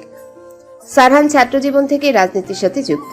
রাজশাহী ভার্সিটিতে পড়াশোনা চলাকালীন সময় ছাত্র রাজনীতিতে তার অবাধ বিচরণ ছিল, আর এখনো আছে। তার বাপ বা চাচাও রাজনীতিতে যুক্ত আছেন, তবে সারহান তাদের থেকেও এক ধাপ এগিয়ে আছে। সারহান, তোর সাথে দুজন দেখা করতে এসেছে। আবিরের কণ্ঠস্বর শুনে সারহান দরজার দিকে তাকালো। সেই ইশারায় আবিরকে ভেতরে আসতে বলল। আবির সারহানের ইশারা করা দেখে ভেতরে প্রবেশ করলো। সারহান জানতে চাইল, কে এসছে? আবির গা এলিয়ে চেয়ারে বসে বলল, তোর বোনেরা এসেছে। সারহানের ভ্রুযুগল কুঁচকে গেল। সে বলল, কোন বোন? আমার তো কোনো বোন নেই, তুই জানিস না? আবির ঠোঁটে লিয়ে হেসে বলল, তোর চাচাতো বোন আর ফুফাতো বোনের কথা বলছি। কথাটা শুনেই সারহানের স্বাভাবিক মুখশ্রী গম্ভীর হয়ে গেল। সে গাম্ভীর্য ভাব নিয়েই বলল, ভেতর আসতে বলো ওদের। ওনাকে আর যেতে হবে না, আমরাই এসে পড়েছি। কথাটা বলতে বলতে অফিসে ঢুকলো ইশরা, সাথে আমিও আছি। আমরা অনেকটাই হাঁপিয়ে গিয়েছি। দুপুরের এই কাঠ ফাটা রোদে বেরিয়ে মস্ত বড় ভুল করেছি আমরা দুজন। সারহান আকাশি রঙা থ্রি-পিস পরিহিত অরিত্রিকার দিকে তাকালো। ফর্সা মুখশ্রী লাল হয়ে গেছে, ঘর্মাক্ত হয়ে আছে পুরো মুখ। দেখে অসুস্থ মনে হচ্ছে। সে তাই দেখে বলল, এই অসময় তোরা কোথায় গিয়েছিলে? আর অরিত্রে কিছু হয়েছে? ঈশা অরিত্রিকাকে একটা চেয়ারে বসিয়ে দিল। সে দুহাতে মাথা ধরে মুখশ্রী নিচু করে রইল। ঈশরা ব্যস্ত ভঙ্গিতে বলল, ভাইয়া বলছি আগে ঠান্ডা পানির ব্যবস্থা করুন, অরিত্রিকার মাথা ঘুরছে। সারহান কথাটা শুনে চেয়ার থেকে দাঁড়িয়ে পড়ল। ব্যতিব্যস্ত ভঙ্গিতে টেবিলে থাকা গ্লাসটা নিয়ে অরিত্রিকার সামনে দাঁড়ালো। তারপর বলল, এনে পানি। তারপর আবিরকে উদ্দেশ্য করে বলল, খাবারের ব্যবস্থা কর। দুপুরে হয়তো না খেয়ে বেরিয়েছে, তাই গরমে অসুস্থ হয়ে পড়েছে। আবির সারহানের কথা শুনে চেয়ার থেকে দাঁড়িয়ে বলল, এখানে নিয়ে আসবো? ঈশরা সংবাদপত্র দিয়ে অরিত্রিকাকে বাতাস দিতে লাগলো। অরিত্রিকা দুর্বল চিত্তে হাত বাড়ালো সারহানের হাত থেকে পানি নেওয়ার জন্য। তার হাত এখনো কাঁপছে। সারহান অরিত্রিকার হাত কাঁপতে দেখে শান্ত স্বরে বলল, আমি খেয়ে দিচ্ছি। অরিত্রিকা হাত নামিয়ে দুর্বল চোখে সারহানের দিকে তাকালো। সারহান অরিত্রিকার সামনে পানির গ্লাস ধরে ইশারা করলো খাওয়ার জন্য। অরিত্রিকা ভদ্রমেয়ের মতো ইশারা অনুসরণ করে গ্লাসে চুমুক দিল। পানি খাওয়া হতেই গ্লাস থেকে মুখ সরিয়ে নিল অরিত্রিকা। সারহান হাতে থাকা গ্লাসটা টেবিলে রাখলো। এসির রিমোট নিয়ে পাওয়ার বাড়িয়ে দিয়ে বলল, এখন ভালো লাগছে? অরিত্রিকা সারহানের কথা শুনে শুধু মাথা দুলিয়ে হ্যাঁ বলল। ইশরা অরিত্রিকার পাশে চেয়ার নিয়ে বসলো। এর মাঝেই কেটে গেছে কিছুক্ষণ। সারহান নিজ চেয়ারে বসে অরিত্রিকার দিকে তাকিয়ে বলল, এই দুপুর বেলা কোথায় গিয়েছিলে? নিশ্চয়ই না খেয়ে বেরিয়েছিস। সময় দেখেছিস 3টা বেজে গেছে। বাইরে এত রোদ, আর বাইরে এত রোদ, আবার সময় মতো না খেলে অসুস্থ হয়ে যাস। এতটা কেয়ারলেস কেন তুই? ইশরা একটু ঘাবড়ে গেল। এখন আবার বকবে নাকি? অরিত্রিকা মাথা উঁচিয়ে সারহানের দিকে তাকালো, ঠোঁট ভিজিয়ে বলল, আমরা 11টার দিকে বেরিয়েছিলাম, জানতাম না এতটা দেরি হয়ে যাবে। সকাল থেকেই শরীর খারাপ লাগছিল, আম্মু জোর করে পাঠিয়েছিল, তাই আসতে হলো। আপনার পার্টি অফিসের সামনে দিয়ে যাচ্ছিলাম, মাথা ঘুরছিল, তাই এই জন্যই এসেছি, না হলে আসতাম না। তাদের কথোপকথনের মাঝে আবির খাবার নিয়ে হাজির হলো। আবির সারহানকে উদ্দেশ্য করে বলল, খাবার কই রাখবো? টি টেবিলে রাখ। আবির খাবারগুলো টি টেবিলে রাখলো, রেখে সারহানকে বলল, আজাদ সাহেব তোর সাথে দেখা করতে চাইছেন। এই মুহূর্তে হয়তো কোনো ঝামেলা হয়েছে। মজনুকে গাড়ি বের করতে বল, আমি আসছি। ঠিক আছে। বলেই আবির চলে গেল। সারহান অরিত্রিকার দিকে তাকিয়ে ইশারা করে বলল, টেবিলে খাবার আছে, অরিত্রিকাকে খাইয়ে দে। আমি আবিরকে কল করে বলে দিচ্ছি তোদের গাড়ি করে পৌঁছে দিবে। সারহান উঠে গিয়ে কিছু কাগজপত্র গুছিয়ে নিতে লাগলো। অরিত্রিকা সারহানের দিকে তাকিয়ে দুর্বল চিত্রে বলল, আপনি খেয়েছেন দুপুরে? সারহান ব্যস্ত ভঙ্গিতে কাগজপত্র গুছাতে গুছাতে বলল, না, খাওয়ার সময় পাইনি। খাবার খেয়ে যান, আপনার তো কোনো খাবার টাইমে ঠিক নেই। সারহান পাঞ্জাবির পকেটে ফোন পুরে কাগজপত্র হাতে নিয়ে অরিত্রিকার সামনে এসে দাঁড়ালো। তারপর ভরাট কণ্ঠে বলল, আমার সময় নেই, আমার এমপি মহোদয়ের সাথে মিটিং আছে, যেতে হবে। অরিত্রিকা মিয়ে যাওয়া কণ্ঠে বলল, অল্প খেয়ে যান। সারহান নিবৃত দৃষ্টিতে অরিত্রিকার দিকে তাকিয়ে বলল, পরে খেয়ে নেব, সময় নেই। অরিত্রিকা বলল, আপনি যেহেতু চলে যাচ্ছেন, আমরা থেকে কি করব? আমরাও চলে যাব, গাড়ির ব্যবস্থা করে দিন আমাদের। সারহানের ভ্রু কুঁচকে গেল। সে সন্দিহান দৃষ্টিতে তাকিয়ে পড়ল, তুই না একটু আগে অসুস্থ ছিলি, এখন তোর অসুস্থতা ঠিক হয়ে গেছে? আমি ঠিক আছি এখন, আমায় বাসায় যাওয়ার ব্যবস্থা করে দিন। সারহান কিছু একটা ভেবে বলল, চল আমার সাথে, তোদের বাসায় রেখে তারপর যাব। দুপুর গড়িয়ে বিকেল হয়েছে। নিশাত হসপিটালের বেডে শুয়ে আছে। তার হাত পা ব্যান্ডেজে মোড়ানো, কপালেও ব্যান্ডেজ করা। শরীরের কিছু অংশে কালশিটে পড়ে গেছে। নিশাদের কেবিন ফাঁকা। তার বাবা মা ডাক্তারের সাথে কথা বলতে গেছেন। দরজায় খট করে আওয়াজ হতে নিশাদ দরজার দিকে তাকালো। তখনই দরজা খুলে প্রবেশ করলো তার অতি পরিচিত মুখের মানুষটি। দেখা মাত্রই মুখশ্রী কঠিন বর্ণ ধারণ করলো নিশাদের। পরিচিত মুখের মানুষটি প্রবেশ করলো কেবিনে, তার মুখে ফিচেল হাসির রেখা। নিশাদ অগ্নি দৃষ্টিতে মানুষটির দিকে তাকিয়ে বলল, তুই এখানে কেন এসেছিস? মানুষটি হাসলো, হেসে এগিয়ে আসতে আসতে বলল, তুই মারকে হসপিটালে অ্যাডমিট আর আমি আসবো না? আমি তো তোর বিপদের সময় সবসময় পাশে থাকি, তাই এইবারও পাশে থাকার জন্য এসেছে। আমার সাথে মশকরা করছিস? আরে না, তোর সাথে কি আমার বন্ধুদের সম্পর্ক? আমি আর তুই তো চিরশত্রু। আমার এই অবস্থার জন্য তোর হাত নেই তো? সারহান চেয়ার টেনে আয়েশি ভঙ্গিতে বসে মুখশ্রী শক্ত করে বলল, একদম ঠিক, আমি তোর এই অবস্থা করেছি। এর পরের বার আমার নজরে পড়লে কথা বলার অবস্থায়ও থাকবি না। সারহান নিজ রুমে ডিভানে বসে ল্যাপটপে কিছু কাজ করছে। সন্ধ্যার পর থেকে এতক্ষণ একটানা কাজ করে যাচ্ছে সে। সামনে ইলেকশন, কাজের চাপটা একটু বেশি। ঘড়িটা কেমন ঘাড়টা কেমন ধরে আসছে। ঘাড়ের এক পাশে টনটনে ব্যথা অনুভূত হচ্ছে তার। এই মুহূর্তে এক কাপ কফি হলে মন্দ হয় না। সে ল্যাপটপ বন্ধ করে দেয়ালে টাঙানো ঘড়ির দিকে তাকালো। ঘড়িতে 10:05। সারহানের ক্লান্ত শরীর, সারাদিন চারিদিকে দৌড়াদৌড়ি করতে করতে কখন সময় পার হয়ে যায় বুঝতেই পারেনি সে। তার উপর আরেক ঝামেলা নিশাদ, এটাই এখন তার মাথা ব্যথার কারণ হয়ে দাঁড়িয়েছে। সেদিন আরেকটু মারা উচিত ছিল, এখনো যেন মন ভরছে না। সারহান আসবো? আজমল সাহেবের কণ্ঠস্বর শুনে সারহান ডিভান থেকে দাঁড়িয়ে বলল, আসুন চাচা। আজমল সাহেব সারহানের রুমে ঢুকলেন গম্ভীর মুখে। সারহান তা পরখ করলো, হয়তো কোনো বড় ঝামেলা বেঁধেছে, সে কারণে এসেছেন। সারহান আজমল সাহেবকে বলল, চাচা বসুন। আজমল সাহেব বললেন, আমি বসতে আসিনি, তোমার সাথে জরুরি কথা ছিল। সারহান আজমল সাহেবের থেকে দূরত্ব বজায় রেখে দাঁড়িয়ে বলল, জি বলুন। আজমল সাহেব চোখে চশমা ঠেলে গম্ভীর মুখে জানতে চাইলেন, তুমি নিশাদকে মেরেছো? সারহান নির্লিপ্ত ভঙ্গিতে উত্তর দিল, হ্যাঁ মেরেছে। তোমার থেকে এমনটা আশা করিনি। তুমি হয়তো ভুলে গেছো, অরিত্রিকার সাথে নিশাদের বিয়ের কথা চলছে।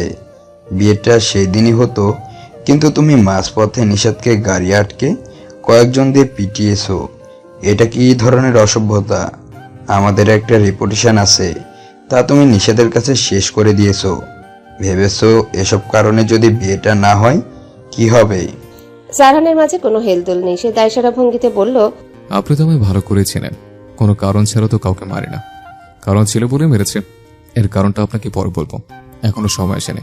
আর অরিত্রিকার তো বিয়ে হয়ে যায়নি, ওই নিশাদের থেকে অনেক ভালো ছেলে আছে, খুঁজে দেখুন। এখন আমার মনে হচ্ছে অরিত্রিকা যেহেতু বিয়েটা করতে চায় না, এখন বিয়ে না দেওয়াই উচিত। পড়ালেখা করতে থাকুক।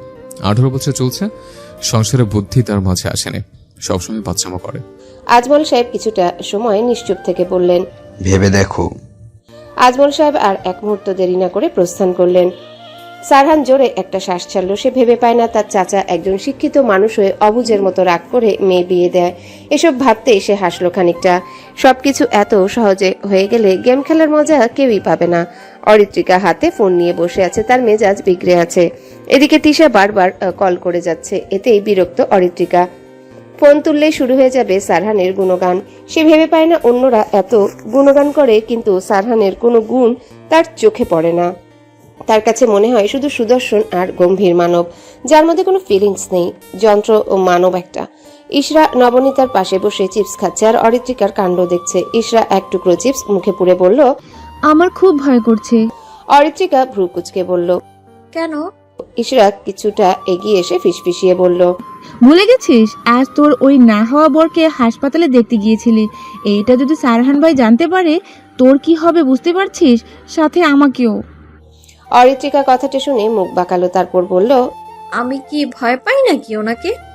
ইশরা শুনে বিদ্রুপ করে হেসে বলল, সারান ভাইয়ের সামনে গেলেই তো হাঁটু কাঁপে তোর। তোর বেস্তির সাহস দেখে আমি অবাক হচ্ছি। সারান ভাইয়াকে চিঠি দিল, আবার ওনার খবর নেওয়ার জন্য বারবার কল করে যাচ্ছে। একেই বলে ভালোবাসা? অরিত্রিকা কটমট দৃষ্টিতে তাকিয়ে বলল, তুই কিন্তু বেশি বকছিস। আরো কিছু ইশরাকে বলবে এমন সময় আবারও কল এলো অরিত্রিকার ফোনে। অরিত্রিকার মেজাজ এবার তুঙ্গে। নাম্বারটা অচেনা, তার মানে নাম্বার বদলে কল দিয়েছে তিশা। সে খিচে যাওয়া মেজাজ নিয়ে কল ধরে বলল, তোকে বলেছি না আমায় কল দিবি না, তাও কেন কল দিচ্ছিস? এখন আবার সারহান ভাইয়ের খবর নিতে শুরু করিস না। সন্ধ্যা থেকে সারহান ভাই করে মাথাটা পাগল বানিয়ে দিচ্ছিস তুমি। এই কি আছে রে ওই সারহান ভাইয়ের মধ্যে? হ্যাঁ, শুধু দেখতেই একটু সুন্দর তাই এমন করে উঠে পড়ে লেগেছিস, তাই তো? তোর নজর লেগে সারহান ভাইয়ের পেট খারাপ হবে। আমার কথা মিলিয়ে নিস তুই। এই চুপ করে আছিস কেন? কথা বল। তোর কথা শেষ হয়েছে নাকি এখনো বাকি আছে? থাকলে বলে ফেল। অরিত্রিকা সারহানের গম্ভীর কণ্ঠস্বর শুনে হতবিহ্বল হয়ে গেল। সে ফোনটা কান থেকে সরিয়ে সামনে উঁচিয়ে তুলে দেখলো অচেনা নাম্বার, তার মানে এটা সারহানের নাম্বার। অরিত্রিকার ভয়ে গলা শুকিয়ে গেল। এবার তার কি হবে? ইশরা অরিত্রিকাকে ঠাই হয়ে বসে থাকতে দেখে গুতা দিয়ে বলল, কিরে কই হারাইলে? অরিত্রিকা অন্যমনস্ক ভাব নিয়ে বলে উঠল, সারহান ভাই হারিয়ে গেছে। ইশরা মুখে চিপস দিয়ে এই কথা শুনে খুব খুব করে কেসে উঠল, তার চোখ বড় বড় হয়ে গেল। এসব কি বলল অরিত্রিকা? সে কি ভুল শুনছে? ইশরা অবাক হয়ে বলল, এই তোর মাথা গেছে? কি বলছিস তুই? অরিত্রিকা নড়ে চড়ে বসলো, ভাবলো সে ইশরাকে কি বলেছে। জিভ কেটে কাদো কাদো স্বরে বলল, আরে সারহান ভাই কল করেছে আর আমি ওনাকে তিশা ভেবে উল্টাপাল্টা কথা শুনিয়েছি। এখন কি হবে আমার? ইশরা সারহানের কথা শুনে মেকি হেসে বলল, কি আর হবে, 2 গালে 4টা চড় খাবি। কেন কল করছে দেখ, না হলে আরো 2টা বেশি খাইতে পারিস। অরিত্রিকা করুণ চোখে তাকালো ইশরার দিকে। ইশরা করলো কথা বলার জন্য। অরিত্রিকা ঢোক গিলে ফোনটা কানে ধরলো, ধরতে ভেসে আসলো সারহানের বাজখায় আওয়াজ, এতক্ষণ ধরে কথা বলে যাচ্ছে, কোনো উত্তর দিচ্ছিস না কেন? আমি শুনতে পাইনি। 5 মিনিটের মধ্যে দেখা করবি আমার সাথে। কথাটা বলে কল কেটে দিল সারহান। অরিত্রিকা ফোন হাতে নিয়ে অসহায়ের মতো বসে রইল। সাদাত অরিত্রিকার রুমে এসে ইশরাকে মিটিমিটি হাসতে দেখলো। তার পাশে অরিত্রিকা থমথমে মুখে বসে আছে। সাদাত ভ্রু কুঁচকে জিজ্ঞাসা করলো, এই অরিত্রী, তোর কি হয়েছে? মুখ গোমরা করে বসে আছিস কেন? অরিত্রিকা মুখ গোমরা করে বলল, তোর ওই বজ্জাত ভাইয়ের জন্যে আজ আবার আমায় অপমান করার জন্য ডেকেছে। আমার কপালটাই ফাটাবাস, তা না হলে এত অপমানিত হতাম নাকি? সাদাত শুনে দাঁত কেলিয়ে হেসে বলল, এইসব বলিস না, ভাই শুনলে ওই নিশাদের সাথে বিয়ে দিয়ে এখান থেকে তাড়াবে তোকে। তোর ভাইয়ের কাজই তো এমন। আমি বলে দিলাম তোর ভাইয়ের কপালে বউ জুটবে না। বিয়ে করলেও কয়েকদিনের মধ্যে বউ পালাবে জানাল দিয়ে। আমার কপালে বউ জুটবে কি জুটবে না তোকে মতামত জানাতে বলেছে? কারো গম্ভীর কণ্ঠস্বর শুনে অরিত্রিকা, ইশরা আর সাদাত দরজার দিকে তাকালো। তাকাতেই দেখলো কালো ট্রাউজার আর কালো টি শার্ট পরিহিত সারহানকে। বুকে হাত গুজে তাদের দিকে ভ্রু কুচকে তাকিয়ে আছে। তিনজনে ভূত দেখার মতো চমকে উঠল। অরিত্রিকার মনে পড়লো কে যেন বলেছিল, যেখানে বাঘের ভয় সেখানেই সন্ধ্যা হয়। অরিত্রিকা, এবার তোর কি হবে কেউ বাঁচাতে পারবে না এই রক্তটা মানুষটার থেকে। কাচুমাচু ভঙ্গিতে তিনজনকে তাকিয়ে থাকতে দেখে সারহান এগিয়ে আসলো। সারহান ইশরা আর সাদাতকে উদ্দেশ্য করে বলল, অরিত্রিকার সাথে কিছু কথা আছে, তোরা দুজন একটু বাইরে যা। সাদাত যেন হাঁপ ছেড়ে বাঁচলো। কোনো মতে সে ক্যাবলা হাসি দিয়ে বলল, ঠিক আছে ভাই। এই ইশরা চল। ইশরাও তড়িঘড়ি করে সাদাতের পিছু পিছু রুম থেকে বেরিয়ে গেল। অরিত্রিকার ভয়ে রক্ত শীতল হয়ে গেছে। সে চোরা চোখে সারহানকে দেখে বোঝার চেষ্টা করছে রেগে আছে কিনা। সারহান অরিত্রিকার পড়া চেয়ার টেনে সামনাসামনি দূরত্ব রেখে বসলো। অরিত্রিকার কিছুটা পিছিয়ে বিছানায় উঠে বসলো। সারহান শান্ত কণ্ঠে শুধালো, তোকে আমার সাথে দেখা করতে বলেছিলাম, যাস না কেন? অরিত্রিকার অন্তরাত্মা কেঁপে উঠল। সে ভীতিগ্রস্ত হয়ে পড়ল। যাচ্ছিলাম তো, তার আগেই আপনি এসে গেছেন। সারহান ফোঁস করে নিঃশ্বাস ছাড়লো। সে বলল, আমি যা জানতে চাইব সবকিছুর উত্তর দিবে। ঠিক আছে। সারহান জিজ্ঞাসা করলো, নিশাদকে দেখতে হাসপাতালে কেন গেছিলে? অরিত্রিকা তো এইবার শেষ। সামনে মনে হচ্ছে জম বসে আছে তার। সে কাঁদো কাঁদো মুখ করে বলল, আমি যেতে চাইনি, আম্মু জোর করে পাঠিয়েছিল। আমি যে ওনার সাথে একটাও কথা বলিনি, চুপচাপ দাঁড়িয়েছিলাম। সারহান নিজেকে শান্ত করে বলল, আমি চাই না নিশাদের সাথে তোর বিয়ে হোক, এটা জেনে রাখ। চাচাও নিশাদের সাথে তোর বিয়ে দিবে না, তাই ওর আশেপাশে যেন তোকে না দেখে। এটা লাস্ট ওয়ার্নিং দিলাম তোকে। অরিত্রিকার সারহানের দিকে পিটপিটিয়ে চাইলো। তার কথাটা শুনে বিশ্বাস হচ্ছে না। ওই বেয়াদব ছেলের সাথে বিয়ে হবে না শুনেই মনে মনে সে অনেক খুশি। খুশিতে দুই এক লাইন হিরো আলমের গান গাইলে মন্দ হয় না, তবে এখন গান গাওয়া যাবে না, গাইলেই অপমান করবে। সে খুশি হয়ে বলল, ধন্যবাদ সারহান ভাই, এত দিনে আপনি আমার মাথা থেকে ওই নিশাদের প্রেতাত্মাকে নামালেন। বাপরে, জানেন কি লুচু ওই ছেলে? হসপিটালে ড্যাব ড্যাব করে তাকিয়েছিল, আমি মুখ ভেঙচি দিয়ে অন্যদিকে তাকিয়েছিলাম। এই খুশিতে আপনাকে দোয়া করে দিলাম, আপনার বউ যেন জানালা দিয়ে না পালায়, আপনার সাথেই যেন সুখে থাকে। সারহান বিরক্তি প্রকাশ করে বলল, ইডিয়েট। সারহানের কথা শুনে অরিত্রিকার হাসি খুশি মুখটা চুপসে গেল। সে ভুলেই গিয়েছিল সামনে আস্ত এক বদলোক বসে আছে। এত ন্যাকামি কি করে করিস? মেয়েরা ন্যাকামো করে জানেন না, আপনি জানবেন কি করে? আপনি তো ছেলে। সারহান রুষ্ট হয়ে চেয়ার থেকে উঠে দাঁড়ালো। তার এখন মাথা খারাপ করার ইচ্ছা নেই। এখানে থাকলে নিশ্চিত তার মাথা খারাপ হয়ে যেতে পারে। সারহান রুম থেকে বেরিয়ে যেতে যেতে বলল, আমার বোন তোর না ভাবলেও চলবে। আমি যাকে বিয়ে করব সে অন্তত তোর মতো মাথা মোটা হবে না। অরিত্রিকার ক্ষুব্ধ হয়ে তাকালো সারহানের দিকে। সারহান রুমের বাহিরে পদার্পণ করেছে। সব সময় অপমান, সে বলেই অপমান সহ্য করছে। এমন অপমান বউকে করলে দুদিনও টিকবে না। অরিত্রিকা আর এই নিয়ে ভাবলো না। সে তো খুশি বিয়েটা হবে না, এবার তো গান গাওয়াই যায়। অরিত্রিকা গলা ছেড়ে গাইতে লাগলো, oh baby come come to me. Nayan Talukdar হসপিটালের কেবিনে বসে আছেন। রাগে ফুঁসছেন তিনি। নিশাদ আধা শোয়া হয়ে বসে আছে, তার মুখ থমথমে। সে মনে মনে অনেক চিন্তিত। নয়ন তালুকদার ক্ষুব্ধ হয়ে বললেন, ওই সারহান তোমার কেবিনে ঢুকে হুমকি দিয়ে গেল, আর তুমি কিছু করতে পারলে না? কেবিনে কেউ ছিল না, তাই কিছু বলতে পারিনি। ওই ছেলেকে বিশ্বাস নেই, যদি খুন করে দিত। নয়ন তালুকদার বিরক্ত হলো এমন কথা শুনে। তিনি বললেন, সারহান তোমার পাবলিক প্লেসে কুত্তা মারান মারলো, তাও কিছু করতে পারেনি। আমি ভেবে পাচ্ছি না ওই চৌধুরী বাড়ির মেয়েকে কেন তোমার বিয়ে করতে হবে। মেয়ে কি অভাব পড়ছে? নিষেধ গা গুলিয়ে হাসলো, তারপর চোখ মুখ শক্ত করে বলল, তুমিও না মামু, এটা ভেবে রাখো আমি কখনোই কোনো কাঁচা কাজ করি না। এবারও প্ল্যান মতো এগিয়েছিলাম, কিন্তু সারহান সব কিছুতে পানি ঢেলে দিল। আমার মনে হচ্ছে সারহান আমার পরিকল্পনা জেনে গেছে। সকাল 11টা বেজে 20 মিনিট। অরিত্রিকার ইশরা খেয়ে ডাইনিং রুমে সোফায় বসে প্ল্যান করছে আজকের বিকেলে পদ্মার পাড়ে ঘুরতে যাওয়ার জন্য। কিন্তু সমস্যা একটাই, তাদের ঘুরতে নিয়ে যাওয়ার মানুষ নেই। সাদাত থাকলে ভালোই হতো, তিনজন মিলে যেতে পারতো, কিন্তু ওইটা আরেক বদমাস। গার্লফ্রেন্ড নিয়ে কোথায় যে ঘুরতে গেছে কে জানে, কখন আসবে তারও কোনো ঠিক নেই। অরিত্রিকার মাঝে মাঝে সন্দেহ হয় সারহান আর সাদাত কি নিজের ভাই নাকি। একজন সারাদিন রাজনীতির পিছে পড়ে থাকে, আরেকজন গার্লফ্রেন্ডের পিছে। এই শহরে সিঙ্গেল মানুষ পাওয়া খুবই মুশকিল। আচ্ছা, সারহান ভাইয়েরও কি গার্লফ্রেন্ড আছে? এমনটা কখনো শুনিনি। আছে কি নেই তা নিয়েও দোটানায় পড়ে যায় অরিত্রিকা। অরিত্রিকা অন্যমনস্ক হয়ে ভাবতে দেখে ইশরা বলল, এই তুই কোথায় হারিয়ে যাস? এখনো কি সারহান ভাইয়ের কথা ভাবছিস? অরিত্রিকা ইশরার কথা শুনে অবাক হয়ে বলল, তুই কিভাবে বুঝলি? ইশরা সন্দিহান হয়ে বলল, এই তোর কি হয়েছে রে? তোর মতিগতি ভালো লাগছে না, যখনই দেখি সারহান ভাইকে নিয়ে ভাবিস। আমি ওনাকে নিয়ে ভাবতে যাব কেন? আমি তো ভাবছিলাম ওনার গার্লফ্রেন্ড আছে নাকি। তোর মতিগতি ভালো লাগছে না, আজকাল দেখছি সারহান ভাইকে নিয়েই সবসময় বেশি ভাবিস। আমার কাজ নেই ওই যন্ত্রমানবকে নিয়ে ভাবতে যাব। যখন সামনে পাবে তখনই অপমান করবে। এইসব ভাবিস না আর, আমাদেরকে কে নিয়ে যাবে তাই ভাব। অরিত্রিকার ইশরা চিন্তামগ্ন হয়ে ডুবে গেল ভাবনার সাগরে। কেউ কলিং বেল বাজাতেই ইশরা আর অরিত্রিকার ধ্যান ভঙ্গ হলো। এখনো বেল বাজিয়ে যাচ্ছে। অরিত্রিকা কাউকে দরজা খুলতে যেতে না দেখে নিজেই সোফা থেকে উঠে যেতে লাগলো। ইশরা অরিত্রিকাকে থামিয়ে দিয়ে বলল, আমি যাচ্ছি, তুই বস। অরিত্রিকা আর না গিয়ে আবারও বসে পড়ল। ইশরা উঠে গেল দরজা খোলার জন্য। সে সদর দরজা খুলে দিল। হেই কিউটি অরি, কেমন আছো? ইশরা সামনে দণ্ডায়মান সুদর্শন হাসজ্জ্বল যুবকের মুখে কথাটা শুনে ভড়কে গেল। সে বিস্মিত চোখে ফর্মাল স্টাইলে থাকা ব্যক্তির দিকে তাকিয়ে আছে। ইশরাকে এমন স্ট্যাচুর মতো দাঁড়িয়ে থাকতে দেখে ব্যক্তিটি বলল, এমন করে তাকিয়ে আছো কেন? আরে অরি, আমায় তুমি চিনতে পারছো না? আমি আফ্রিদি। ইশরা চোখের পলক ফেলে স্বাভাবিক হয়ে হাসার চেষ্টা করে বলল, আমি অরি নই, ঈর্ষা। আফ্রিদি ভ্রু কুচকে গেল।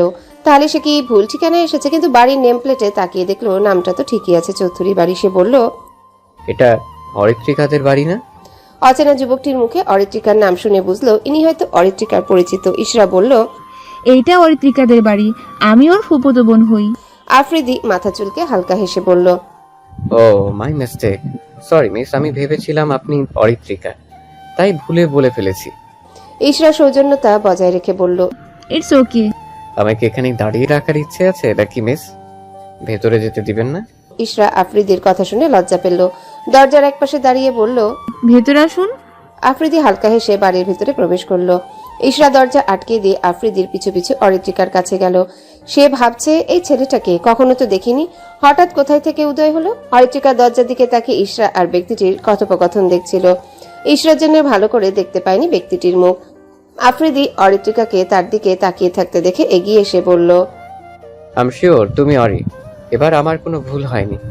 অরিত্রিকা দণ্ডায়মান ব্যক্তিকে খেয়াল করে অবাক স্বরে বলল, আফ্রিদি ভাইয়া, আপনি কানাডা থেকে কবে ফিরলেন? ইশরা এসে অরিত্রিকার আর আফ্রিদির কথা শুনে বোঝার চেষ্টা করলো এটা আবার কোন জায়গা থেকে টপকে পড়া ভাই। আফ্রিদি মৃদু হেসে বলল, 2 দিন আগে এসেছি, ভাবলাম তোমাদের সাথে দেখা করে যাই। মামা মামি ইফা আসেনি? আপনি একা এসেছেন?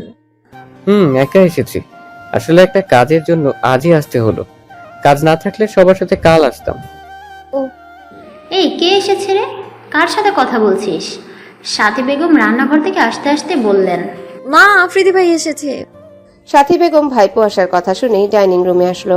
এসেই দেখলো আফ্রিদি দাঁড়িয়ে আছে। সাথী বেগম আফ্রিদির সামনে এসে হেসে বলল, কেমন আছিস বাবা, কবে এসেছিস? আফ্রিদি হেসে উত্তর দিল, আলহামদুলিল্লাহ ভালো, আমি 2 দিন আগে এসেছি। তুমি কেমন আছো ফুফি? আমিও ভালো আছি। ভাই ভাবি ইভা আসেনি? না, কাল আসবে ওরা। অনেক দূর থেকে এসেছিস, বস, আমি শরবত নিয়ে আসছি। ঠিক আছে ফুফি। সাথী বেগম শরবত বানানোর উদ্দেশ্যে রান্নাঘরে গেলেন।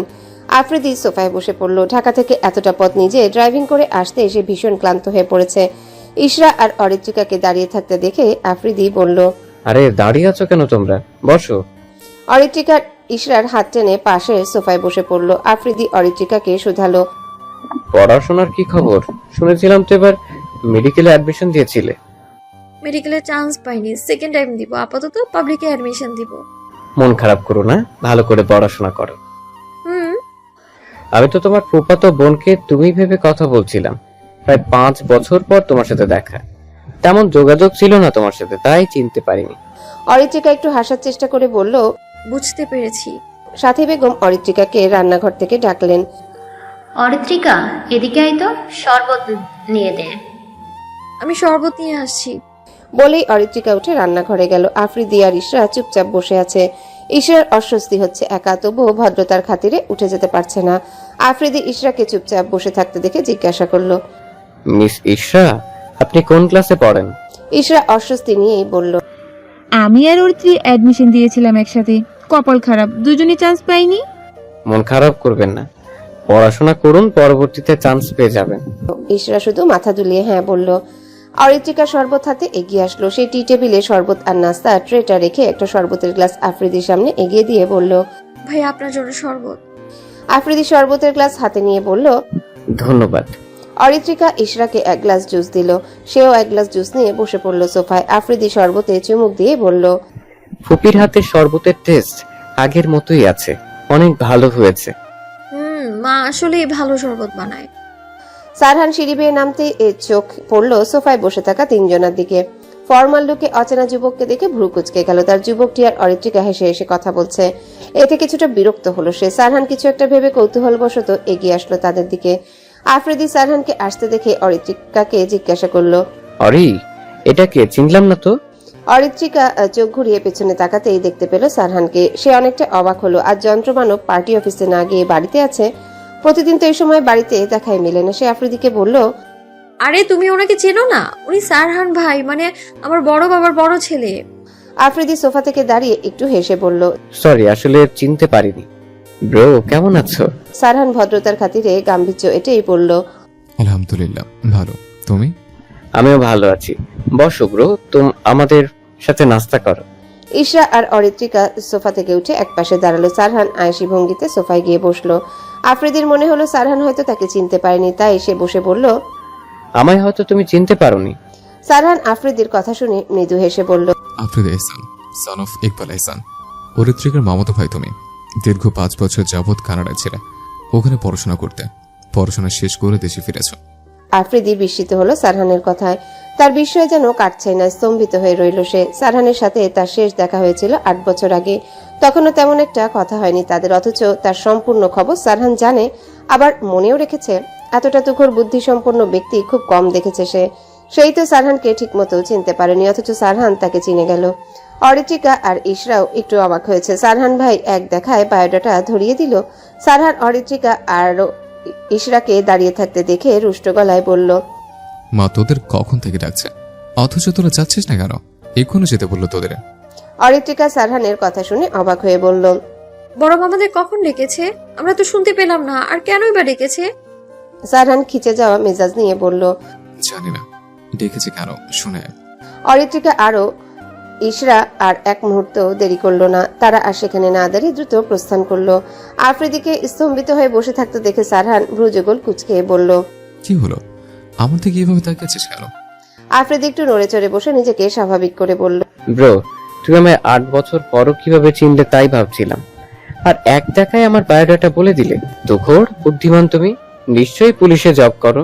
সারহান ফিচেল হেসে বলল, পুলিশ হলে কি তোর বুদ্ধিমতের মানুষ হয়, আর কি হয় না? হয়তো, কিন্তু সারহানের ফোন বেজে উঠেছে। সে আফ্রিদিকে ইশারা করলো কথা না বলার জন্য। আফ্রিদিও চুপ করে গেল। সারহান ফোনটা রিসিভ করে বলল, সারহান ইতাই চৌধুরী স্পিকিং। অপর পাশের ব্যক্তিটি কিছু বলতেই সারহান চোখ মুখ শক্ত করে বলল, আমি আসছি। আমার আসার আগে কোনো ঝামেলা করিস না, আমি এসে তারপর ওদের দেখছি। সারহান কথাটা বলে কল কেটে উঠে দাঁড়ালো। সারহানকে উঠতে দেখে আফ্রিদি বলল, কোথাও যাবে ব্রো? পার্টি অফিসে যাব। আফ্রিদি অবাক হয়ে বলল, তুমি রাজনীতির সাথে যুক্ত? সারহান অবলীলায় বলল, ছাত্র জীবন থেকে যুক্ত আছে। অরিত্রিকা গ্যারেজের সামনে দাঁড়িয়ে ইশরা, সাদাত আর আফ্রিদির জন্য অপেক্ষা করছে। এখনো আসছে না কেন? দুপুরের পর পদ্মার পাড়ে যাওয়ার প্ল্যান করেছে তারা 4 জন। ইশরা যেতে চাইছিল না, কিন্তু অরিত্রিকা তাকে জোর করে নিয়ে যাচ্ছে। না যেতে চাওয়ার কারণটা আফ্রিদি ইশরার অচেনা হওয়ায় যেতে চায়নি। অরিত্রিকা এখনো একটা বিষয় নিয়ে দুপুর থেকে ভেবে যাচ্ছে। সারহান বলেছিল তাকে আর ইশরাকে বড় মা ডাকছে, কিন্তু তারা গিয়ে তানিয়া বেগমকে বলল কেন ডেকেছে। তানিয়া বেগম অবাক হয়ে বলেছিল ডাকেনি তাদের। অরিত্রিকা ভেবে পাচ্ছে না সারহান ভাই তাকে মিথ্যা কেন বলল। সে কখনো সারহানকে মিথ্যা বলতে শুনেনি। এই কাঠফাটা রোদ গরমে অবস্থা শোচনীয় হয়ে গেছে। 3 জন এখনো না আসায় সে আর দাঁড়িয়ে থাকতে না পেরে গ্যারেজের পাশে থাকা একটা চেয়ারে বসলো। এতক্ষণ দাঁড়িয়ে থাকা যায় নাকি? বাড়ির বাইরে গাড়ির আওয়াজ হতে অরিত্রিকা গেটের দিকে তাকালো। এটা তো সারহান ভাইয়ের গাড়ির আওয়াজ। এত দ্রুত চলে আসলো আজ? মেন গেট দিয়ে সারহানের গাড়ি প্রবেশ করলো চৌধুরী বাড়িতে। গাড়ি এসে থামলো ঠিক গ্যারেজের সামনের দিকটায়। সারহান গাড়ির দরজা খুলে বাহিরে বেরিয়ে আসলো। অরিত্রিকা কালো শার্ট প্যান্ট, কালো ঘড়ি আর কালো জুতা পরিহিত মানুষটার দিকে সরাসরি তাকালো। এই লুকে সারহান ভাইকে অনেক সুন্দর লাগছে তো। তিশা যদি দেখতো সারহান ভাইকে এই অবস্থায়, নিশ্চিত পাগলামি শুরু করে দিত। শার্ট ফোল্ড করা থাকায় হাতের কিছু অংশ দৃশ্যমান। সাদা ব্যান্ডেজের আস্তরণে হাতের তালুর অংশ মোড়ানো। তা খেয়াল করতে অরিত্রিকা আতঙ্কিত হলো। দুপুরে তো হাতে ব্যান্ডেজ ছিল না। সারহান ভাই কি অ্যাক্সিডেন্ট করেছে? আর কোথাও লাগেনি তো? তার কি হলো সে জানে না। বিচলিত ভঙ্গিতে সারহানের কাছে দৌড়ে চলে গেল। সারহান কারো পায়ের আওয়াজে শব্দ শুনেই সামনের দিকে তাকালো। তাকাতেই দেখতে পেল আতঙ্কিত মুখশ্রীতে দৌড়ে আসছে অরিত্রিকা। এমন করে কেন দৌড়ে আসছে তা সারহানের মস্তিষ্ক ধরতে পারল না তখনই। অরিত্রিকা দৌড়ে সারহানের কাছে এসে সরাসরি হাত ধরে দেখতে লাগলো ক্ষতস্থানটি। রক্তে ভিজে লাল হয়ে আছে। সে বিচলিত হয়ে ব্যান্ডেজের স্থান অবলোকন করতে করতে বলল, সারহান ভাই, আপনার হাতে কি হয়েছে? কিভাবে কাটলো এতটা? আর কোথাও ব্যথা পেয়েছেন? সারহান অরিত্রিকার হঠাৎ হাত ধরাতে কিঞ্চিত অবাক হলো। সে বিস্ময় নিয়ে তাকালো অরিত্রিকার দিকে। অরিত্রিকা কখনো এমন করেনি আগেও তো সে এমন আহত অবস্থায় বাড়িতে এসেছে, তখন অরিত্রিকা দূরে দাঁড়িয়ে দেখেছে, কাছে এসে দেখতো না। তবে আজ কি হলো এই মেয়ের? সরাসরি তার হাত ছোঁয়ার সাহস দেখালো। একবারও ভাবলো না যদি কিছু বলে সে। অরিত্রিকা সারহানের উত্তর না পেয়ে করুণ স্বরে বলল, কি হলো বলছেন না কেন? কিভাবে এমন হলো? নিশ্চয়ই এবার রাজনীতি নিয়ে ঝামেলা হয়েছে। আপনি কেন এমন? এত বড় হয়েছেন তবুও নিজের খেয়াল রাখেন না আপনি? সারহান বিচলিত ভঙ্গিতে তার হাত দেখতে থাকা অরিত্রিকার দিকে তাকিয়ে শান্ত স্বরে প্রত্যুত্তর করলো, আমার তেমন গুরুতর আঘাত লাগেনি, সামান্য লেগেছে। এতটা ভয় পাচ্ছিস কেন বলতো? আগেও তার থেকে বেশি আঘাত লেগেছে, তখন তো তোকে এতটা উতলা হতে দেখিনি। দূরে দূরে থেকেছিস, তবে আজ এত অশান্ত কেন তোর মন? সারহানের বলা কথাগুলো শ্রবণ হতে যেন অরিত্রিকার হৃদস্পন্দন থমকে গেল। সেই স্তম্ভিত নয়নে সারহানের মুখ পানে তাকালো। ভাই, তোমার হাতে কি হয়েছে? কিভাবে কাটলো? সাদাতের কণ্ঠস্বর কর্ণকুহরে প্রবেশ করতে সারহান পাশেই এগিয়ে আসা সাদাতের দিকে তাকালো। দেখলো সাদাত উদ্বিগ্ন হয়ে তার হাতের দিকে তাকিয়ে আছে। অরিত্রিকা যেন অন্য কোথাও হারিয়ে গিয়েছিল। তাই সাদাতের কণ্ঠস্বর শুনে খেয়াল করলো সে সারহানের হাত ধরে আছে। এতেই যেন লজ্জায় আড়ষ্ট হয়ে গেল সে। লজ্জায় যেন ঘিরে ধরেছে তাকে। সে দ্রুততার সহিত সারহানের হাত ছেড়ে দিল। সারহান অরিত্রিকার হাত ছেড়ে দিতেই স্বাভাবিক স্বরে হাতের দিকে তাকিয়ে সাদাতকে বলল, তেমন কিছু হয়নি। একজন আমায় আঘাত করতে এসেছিল, তাকে একটু শিক্ষা দিতে গিয়েছে। সাদাত চিন্তিত স্বরে বলল, ভাই, তুমি সাবধানে থেকো। রাজনীতি করতে গিয়ে অনেক শত্রুই তো হয়েছে তোমার। নিশ্চয়ই তাদের সাথেই ঝামেলা হয়েছে আবার। মাকে কিছু বলিস না, মা মনে অনেক চিন্তায় থাকে। ঠিক আছে, বলবো না। সাদাত এই বিষয়ে আর কিছু বলল না। এমন ঘটনার সাথে তারা সকলেই পরিচিত। সারহান অরিত্রিকা সাদাতকে পরিপাটি অবস্থায় দেখে ভ্রুকুচকে বলল, তোরা কোথাও যাচ্ছিস? পদ্মার পাড়ে যাব। একা যাচ্ছিস? তোদের তো বলেছিলাম সামনে ইলেকশন, একা বের না হতে। ভাই, আমাদের সাথে আফ্রিদি ভাই যাবে। সারহান আফ্রিদির কথা শুনে কিছুটা চিন্তিত হলো। আফ্রিদিকে সে 8 বছর আগে দেখেছে, তার তেমন পরিচিতও নয়। অরিত্রিকা যাচ্ছে, তাহলে নিশ্চয়ই ইশরাও যাবে। ছেলেটা দেখে তার মন্দ মনে হয়নি, তবুও কোথাও কিছু একটা কিন্তু রয়েছে। সারহান অরিত্রিকার দিকে তাকিয়ে কিছুক্ষণ মৌন থেকে বলে উঠল, সাবধানে যাবে, অরিত্রিকা আর ইশারাকে দেখে রাখিস। ঠিক আছে ভাই। আফ্রিদি গাড়ি নিতে আসতে সারহানকে গ্যারেজের সামনে দাঁড়িয়ে থাকতে দেখে উচ্ছ্বসিত হয়ে বলল, আরে ব্রো, তুমি চলে এসেছো, চলো আমাদের সাথে, একসাথে অনেক মজা হবে। সারহান আফ্রিদির কথা শুনে বলল, আমার সময় হবে না, তোমরা যাও। ওদের নিয়ে যাচ্ছ, সাবধানে গাড়ি চালাবে, দেখে রাখো, সামনে ইলেকশন, বুঝতেই তো পারছো, উত্তপ্ত পরিস্থিতি। আফ্রিদি সারহানের হাতের ব্যান্ডেজ খেয়াল করে আতঙ্কগ্রস্ত হয়ে বলল, ঠিক আছে ব্রো, এই নিয়ে চিন্তা করো না, কিন্তু তোমার হাতে কি হয়েছে? সারহান হাত উঁচিয়ে পর্যবেক্ষণ করে বলল, একটু কেটে গেছে, চিন্তা করো না, সাবধানে যাও। অরিত্রিকার এখন ঘুরতে যেতে ইচ্ছে করছে। সারহানের হাতের এমন অবস্থা দেখে তার মনটাই খারাপ হয়ে গেছে। এর আগেও এমন অনেকবার আহত হয়ে এসেছে বাড়িতে, তখন সারহানের থেকে অনেকটা দূরত্ব বজায় রেখে চলতো, কথাও বলতো না। আহত অবস্থায় দেখলেই দূর থেকে দেখতো, কাছে যাওয়ার সাহস তার হয়নি। তবে আজ আর তার কি হয়েছিল নিজেও জানে না, হাত ছোঁয়ার সাহস দেখিয়েছে সে। সারহান ভাই যদি এটা নিয়ে কিছু বলে তখন কি হবে? আবারও অপমান করবে? তার ভালো লাগছে না এসব। সারহান আর আফ্রিদির কথোপকথনের মাঝে অরিত্রিকা বলে উঠল, আমি যাব না ঘুরতে। অরিত্রিকার কথাটা শুনে সারহান সতৃষ্ণ দৃষ্টিতে তাকালো অরিত্রির দিকে। অরিত্রিকার মুখশ্রী মলিন হয়ে আছে, দৃষ্টি নিচু। সাদাত আশ্চর্যান্বিত হয়ে বলল, তুই দুপুর থেকে যাওয়ার জন্য নাচতেছিলি, এখন যাবি না কেন? আমার শরীরটা ভালো লাগছে না, তোরা গিয়ে ঘুরে আয়। আফ্রিদিও সাদাতের সাথে তাল মিলিয়ে বলল, অরি, তুমি তো অনেক এক্সাইটেড ছিলে, এখন যেতে চাইছো না? তোমার ফুফাতো বোনও তো যাবে আমাদের সাথে, তুমি যদি না যাও বিষয়টা খারাপ দেখায়। সারহানের মনে হলো অরিত্রিকা মিথ্যা বলছে। সে গম্ভীর স্বরে জানতে চাইল, কি হচ্ছে তোর? আমি তো দেখতে পাচ্ছি তুই সুস্থ আছিস, যেতে কেন চাচ্ছিস না? অরিত্রিকা সারহানের দিকে তাকিয়ে দৃষ্টি ফেললো হাতের ব্যান্ডেজের দিকে। দৃষ্টি সেখানে স্থির রেখে ধীরে বলল, শরীরটা উইক লাগছে, আমি যেতে পারবো না। সারহান অরিত্রিকার দৃষ্টি অনুসরণ করে নিজের হাতের দিকে তাকালো। রক্তে জবজবে হয়ে গেছে স্থানটি। অরিত্রিকা শুকনো মুখে পুরুষালী বলিষ্ঠ হাতের রক্তে রঞ্জিত স্থানটি অবলোকন করতে ব্যস্ত। সারহানের তীক্ষ্ণ মস্তিষ্ক সহজেই কারণটা ধরে ফেলল। সে বুঝলো তার হাতের এমন অবস্থা দেখে অরিত্রিকার খারাপ লাগছে। এই জন্যই হয়তো যেতে চাইছে না। অরিত্রিকার এহেন ব্যাপারে অতীব আশ্চর্য হচ্ছে সে। মেয়েটার আজ কি হলো, এমন আজব ব্যবহার কেন করছে? টিনেজার মেয়েদের মনে কখন কি চলে বোঝা মুশকিল। সে অরিত্রিকাকে আদেশটা কণ্ঠে বলল, ঘুরে আয়, মাইন্ড ফ্রেশ হবে। এরপরে কিন্তু এমন সুযোগ পাবি না। কিছুদিন পর অ্যাডমিশন, ভুলে গেছিস? অরিত্রিকা সারহানের চোখের দিকে সরাসরি দৃষ্টি ফেললো। সারহান ইশারা করলো যাওয়ার জন্য। অরিত্রিকা আর অমান্য করলো না। এবার সে মুখ গোমরা করে বলল, ঠিক আছে আমি যাবো। সারহান অরিত্রিকাকে বলল, আমি ভেতরে যাচ্ছি, কোনো সমস্যা হলে কল দিস। হ্যালো বন্ধুরা, পরবর্তী পার্ট খুব তাড়াতাড়ি আসবে, তো সবাই অপেক্ষায় থাকো। আর চ্যানেলটি যারা এখনো সাবস্ক্রাইব করোনি তারা পরবর্তী পার্ট দেখার জন্য চ্যানেলটি সাবস্ক্রাইব করে রেখো। ধন্যবাদ সবাইকে, আমাদের সাথেই থেকো।